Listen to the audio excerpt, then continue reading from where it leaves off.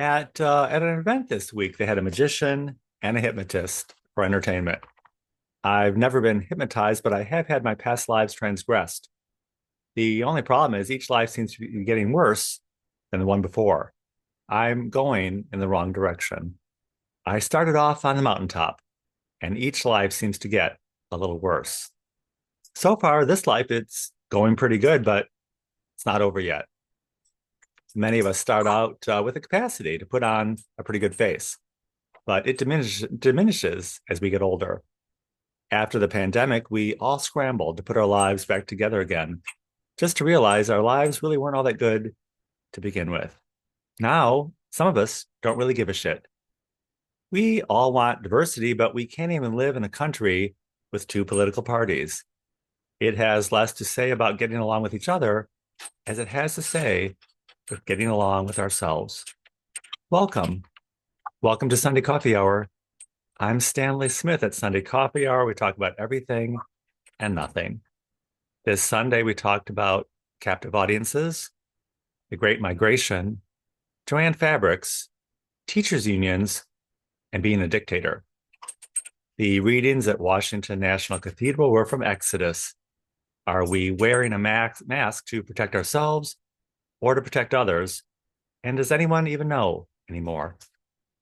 And from Corinthians, the righteous have no need to be cunning or shrewd. The gospel reading was from Luke. In Christ, there's no need to wear a mask. The sermon at Washington National Cathedral was by Randy Hollerith. Randy preached about our mountaintop experiences. It seems like we're permanently in the valleys now. Mountaintop experiences are fleeting moments when we feel that everything is right in the world. Sometimes they happen in nature while we're holding a newborn baby or when we fall in love. In moments of great joy and happiness, our faces are literally aglow with joy. We want to stay in these moments. Randy said he has experienced mountaintop moments in sacred spaces while serving communion and in baptism. Mountaintop experiences are often followed by a journey ahead of us. Being in the valley is something else. Often it's a prolonged experience of nothingness, anguish, and despair. It's more about being stuck than it is about sending us off on a journey. Randy said lately he's been holding on to Christ for dear life. Randy is praying for federal workers who may be losing their jobs and for others suffering from the turmoil of reshaping the federal government in this country. It's being in the valley for many people. We can't always be on the mountaintop. Sometimes we need to cover our faces with a veil of sorrow and lean into God. As we enter the season of Lent, we hold on to the belief that the veil is always lifted and new life will come again. We seem to spend a lot of time in the valleys because our joy is so fleeting.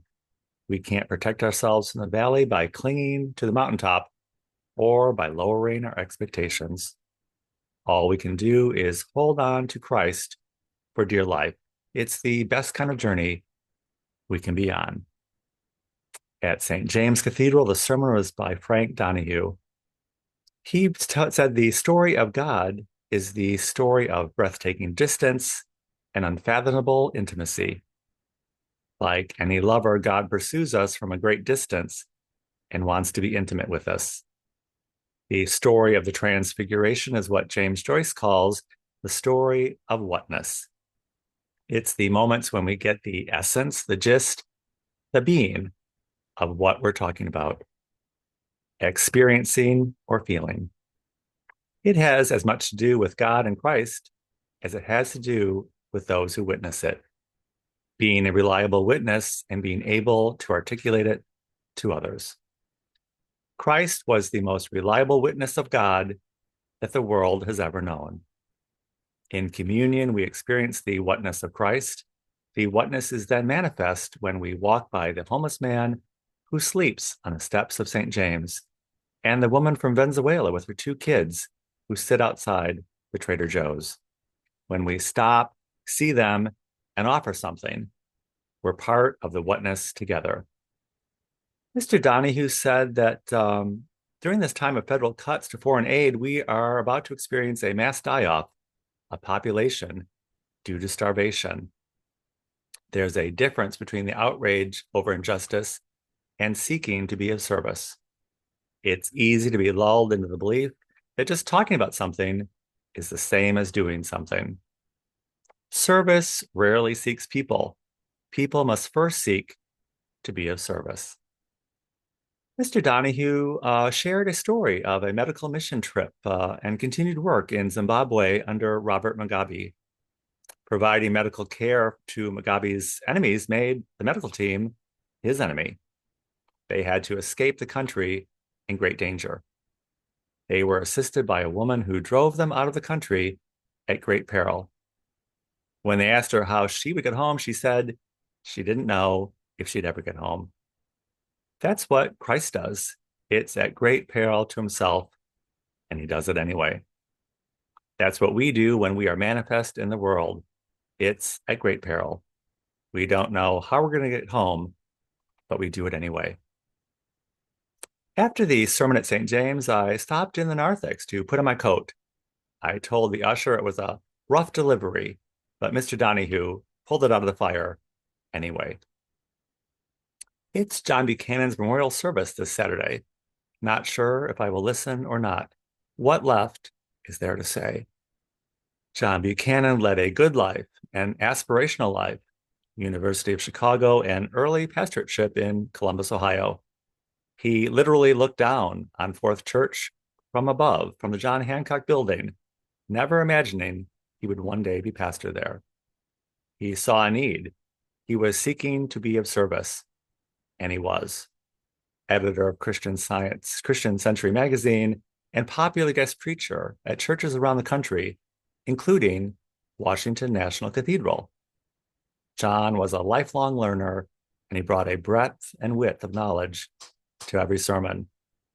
You didn't need to be a reader of the New York Times or a Cubs fan, because John was it for you. John carried Fourth Church, which was already a great institution, into the 21st century. We had a good thing going. It all came to naught. That's kind of how it works out. Sometimes the only way to follow a spectacular success is with a spectacular failure. And that's what we had after John retired. We have to enjoy the highest highs and then experience the lowest lows. Joy Shin explained to me once that John was a dynamic, visionary leader. Apparently, that's not the norm. We all want a leader with a dynamic vision to make sense out of it all. When it makes sense, it's probably appealing to our flawed sense of morality and values. We like to think we're cunning and shrewd, but most often we're just fooling ourselves. It's okay. This year, Ramadan is coinciding with Lent. We have a Lenten journey, and our Islamic brethren have the Hajj, the trek toward Mecca. In the book of the Tarot, there's the card, the Tower. We build a tower of thought, words, ideas, institutions, organizations, and government. It serves our purposes.